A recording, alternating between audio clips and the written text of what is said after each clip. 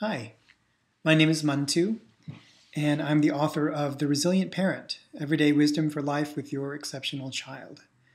And I hope these few minutes will help you to get grounded again. If you feel like things are just a little bit off, if you just feel like you just can't get that momentum to get going, we have all been there. And I feel like I'm there all the time. But there are things that we can remember as we go along the journey, things that I've heard from other folks over coffee, things that I've learned just by doing this work that I think might help you out as well. One of the things that really got me going on this whole incredible journey was thinking about what it meant to be a homemaker.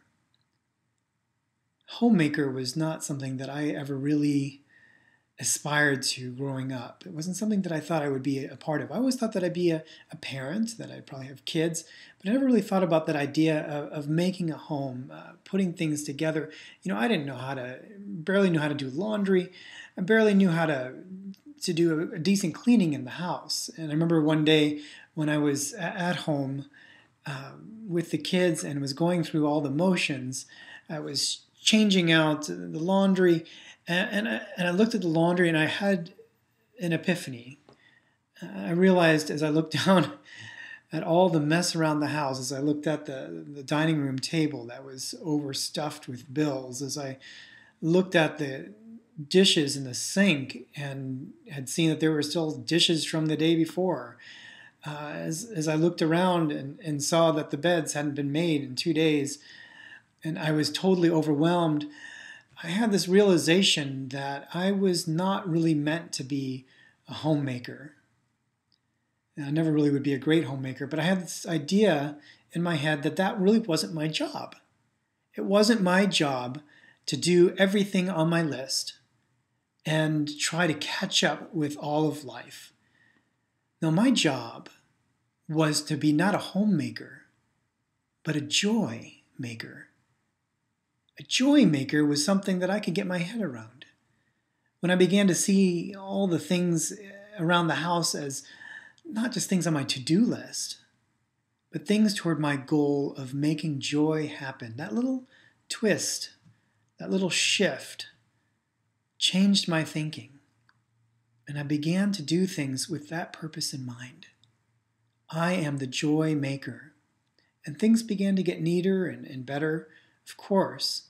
But things also got a little messier at times.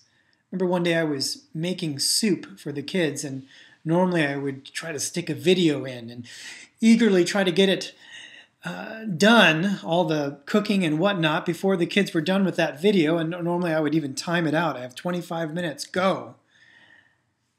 And this time, as I approached things, I was making a soup. I wasn't even sure if the kids would like it. It was a vegetable soup. And I just decided to put the video away. And I said, I am the joy maker. And I grabbed some bowls and put it next to my pot.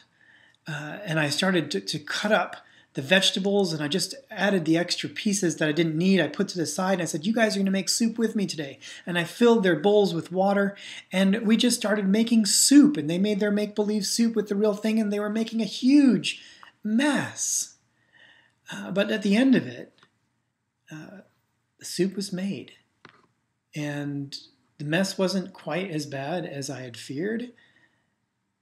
And the amazing thing was the kids laughed and they ate their soup.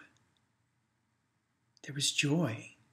We had one of those moments that you think you're never going to have anymore when you have a child with special needs or the other drama that comes along with that. We had a moment of joyful bliss as we danced around the room, as we looked into each other's eyes, and I realized that something had shifted. I am the joy maker.